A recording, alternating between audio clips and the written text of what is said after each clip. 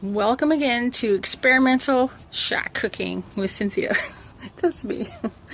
Okay, so today I have gone out and I've got a couple things.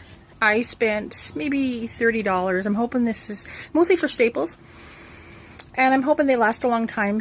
And I had a ton of food given to me. So thank you to the people who stayed next door. You know who you are. You are now on my page. I made you like it.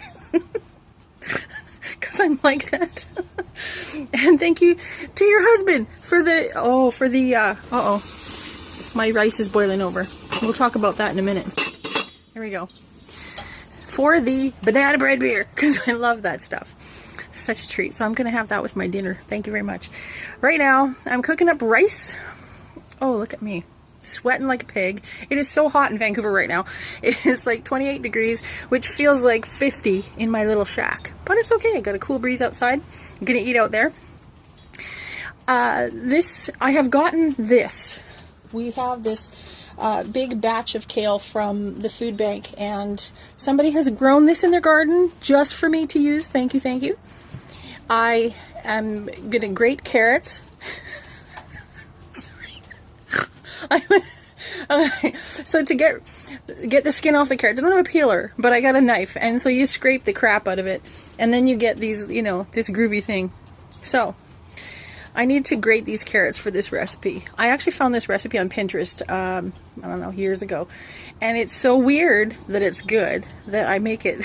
So I have this kale, and I have carrots and onions, and she left me some feta too. Thank you. That was awesome, because that's actually what I needed. So I'm going to chop up all that stuff and come back and show you what I'm going to do. But you can see this. I bought a grater, as promised, with my proceeds from the donations from the group. Thank you very much. Now, it's cute. Don't laugh, it works. It's adorable. Oh well. Okay, waiting on my rice to cook. Now, rice.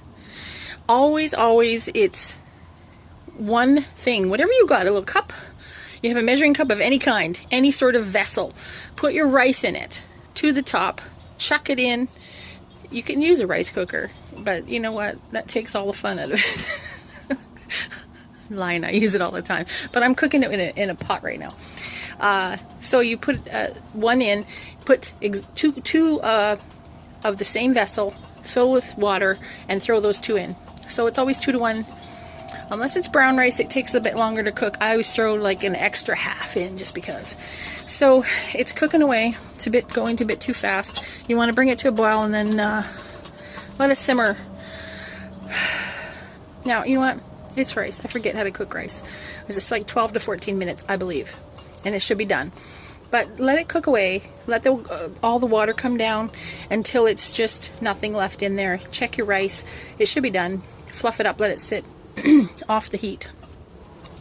We'll give it a shot and I'll be back. Let you know how it goes. Just a note on kale.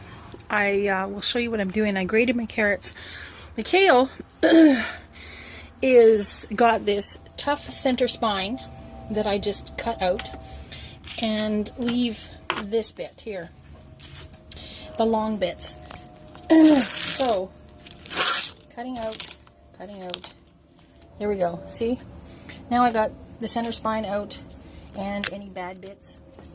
Then I slice them across this way into ribbons. Get my final product. So here's what you missed. I chopped up my onion. It's nice and fine into the frying pan. It's cooking. I'm going to let that cook away for maybe 10 to 15 minutes. Sweat it out. Oh, like me. Good Lord. Now, I chopped up the kale and grated the carrots as well. There you go. Kale and carrots. Gives you an idea of the proportions I'm using. You like more kale? Use more kale. You like more carrots? Use more carrots. So it's pretty much up to you. This is a very cool recipe. I am going to let them cook for a little bit. Throw in the other two, the carrots and the kale, salt and pepper, and let that cook for 10 to 15 minutes. And then I'll come back. Woo! Okay, so I don't have the budget for a makeup lady.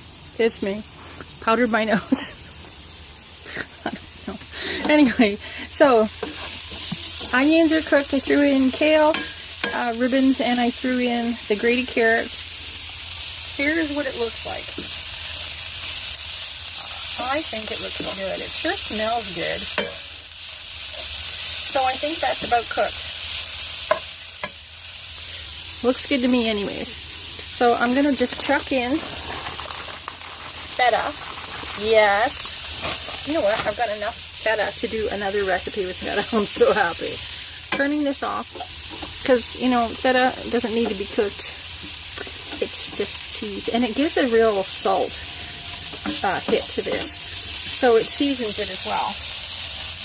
So that's it. I'm going to plate it before your very eyes. Now, I used up all the kale because it was going to go. I know, I promised you my famous noodle thing, shack noodles.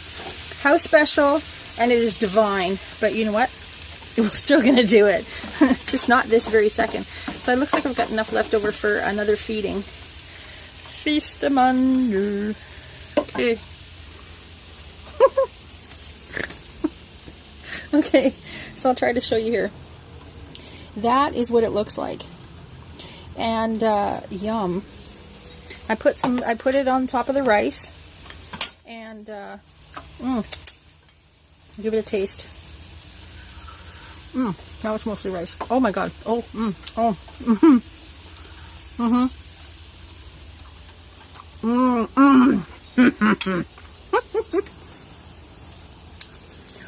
Why is this so good? I don't even know why it's so good. I was so scared the first time I made it. I thought, gotta use up this kale. I don't know how to use my kale. Normally I put it into a salad, just massage the kale. It changes the texture, and so it's good to eat raw. And that's even good with feta. Dried cranberries and a kind of a sweet mustardy sauce. No, anyway, we'll go into that another day.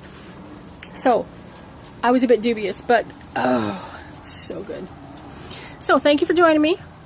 And thank you again to the Richmond Food Bank. Thank you for the feta and the rice. I got at the food bank as well. So thank you for everything. I'm going to have a beer with this one. Thank you to your hubby for that one. Talk to you soon.